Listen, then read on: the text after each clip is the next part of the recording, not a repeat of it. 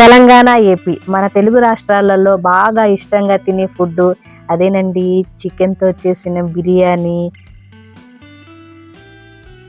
నేనైతే ముందుగానే 1 KG chicken కడిగేసుకొని పెట్టుకున్నానండి. అందులో 2 స్పూన్స్ ఉప్పేసుకున్నాను. 1 స్పూన్ పసుపేసుకున్నాను. మనకు బిర్యానీ ఎంత స్పైసీ కావాలో అంత కారమే వేసుకోవాలండి. మేమైతే కొంచెం లైట్‌గా తింటాం స్పైసీ. 2 స్పూన్స్ గరం మసాలా వేసుకోవాలి. నా బిర్యానీకి అయితే 2 స్పూన్స్ సరిపోతుంది. తర్వాత చికెన్ మసాలా వేసుకోవాలి. అది లైట్‌గా వేసుకున్నాను నేను. మరి ఎక్కువ అవసరం లేదని. మన బిర్యానీకి చాలా ఇంపార్టెంట్ అయింది కాశ్మీరీ మిర్చి పౌడర్ అండి. ఇది వేయడం వల్ల మంచి కలర్ అయితే వస్తుంది.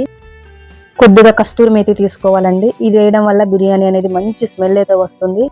తగినంత అల్లం వెల్లుల్లి పేస్ట్ వేసుకోవాలండి. నేనైతే 1 కప్ పెరుగు తీసుకున్నానండి. కొద్దిగా మిరియాలు, బిర్యానీ ఆకు ఒక 3 తీసుకున్నానండి.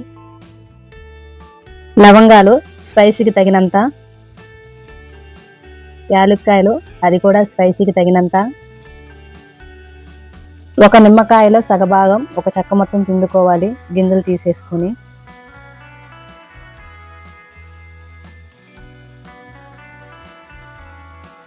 పుదీనా లేని బిర్యానీ వేస్ట్ అండి. తగినంత పుదీనా వేసుకుందాం. కట్ చేసుకున్న కొత్తిమీర వేసుకుందాం. మొత్తాన్ని కలుపుకున్న తర్వాత 2 or 3 అవర్స్ ఫ్రిడ్జ్లో పెట్టుకుంటే చికెన్ అనేది చాలా సాఫ్ట్గా వస్తుంది.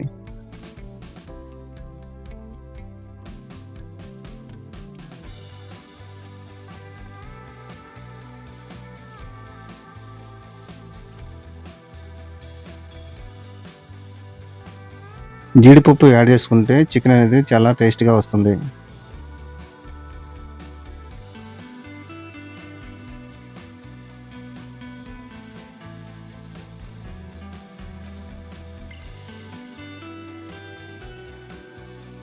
మనం చూసే చికెన్ 3 అవర్స్ తర్వాత, ఆఫ్టర్ 3 అవర్స్ తర్వాత.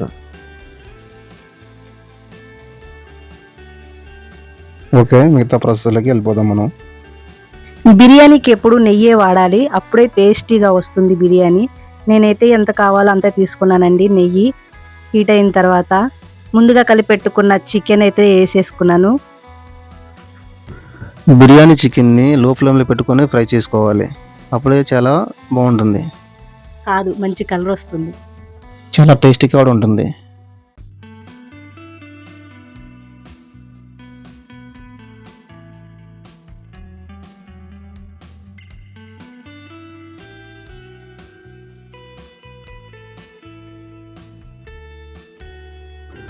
ఆల్మోస్ట్ చికెన్ అయితే ఫ్రై అయిందండి. దీన్ని తీసి పక్కన పెట్టేసుకుందాము. తర్వాత బిర్యానీ ప్రిపేర్ చేసుకుందాం.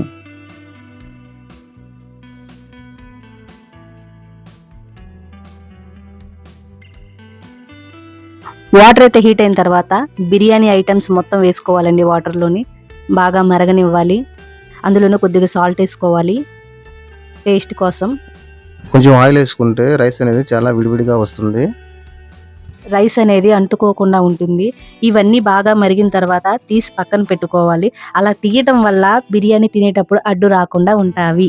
అవి తీసిన తర్వాత అందులోనే కొద్దిగా పుదీనా, కొత్తిమీర వేసుకోవాలి రైస్ ఫ్లేవర్ కోసం. వాటర్ అయితే బాయిల్ అయిందండి. దీంట్లోనే మనం రైస్ వేసుకొని 80% వరకు ఉడికించుకోవాలి. మిగతా 20% బిర్యానీలో ఉడికితేనే రైస్ చాలా బాగా వస్తుంది. రైస్ అయితే 80% బాయిల్ అయిందండి. మనం ముందుగా ఫ్రై చేసి పెట్టుకున్న చికెన్లోని రైస్ వేసుకొని దమ్ చేసుకోవాలి. అలా గాల్లోనే వేయాలి రైస్. అలా వేయడం వల్ల అంటుకోకుండా ఉంటుంది. రైస్కి ఒకదానికి ఒకటి అంటుకోకుండా ఉంటుంది. రైస్ ఒక లేయర్ వేసిన తర్వాత దాని మీద పుదీనా, కొత్తిమీర వేసుకోవాలి. సెకండ్ మళ్ళీ ఇంకో లేయర్ రైస్ వేసుకోవాలి.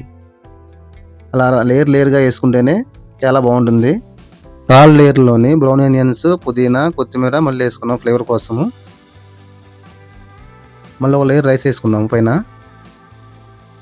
తర్వాత బ్రౌన్ ఆనియన్స్, పుదీనా, కొత్తిమీర వేసుకున్నాము.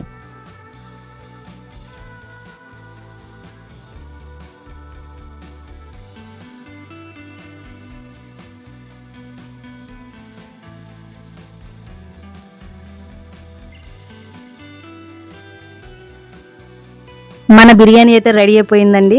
కలుపుతున్నారు మా సార్ అయితే. చికెన్ ముక్క అయితే చూపిస్తున్నారు. కానీ చాలా పర్ఫెక్ట్ గా వచ్చింది. ఇది హైదరాబాద్ దమ్ బిర్యానీ కూడా అనొచ్చండి. చికెన్ ముక్కలు అయితే మంచి కలర్ అయితే వచ్చాయి. ఇంతేనండి. Thank you for watching.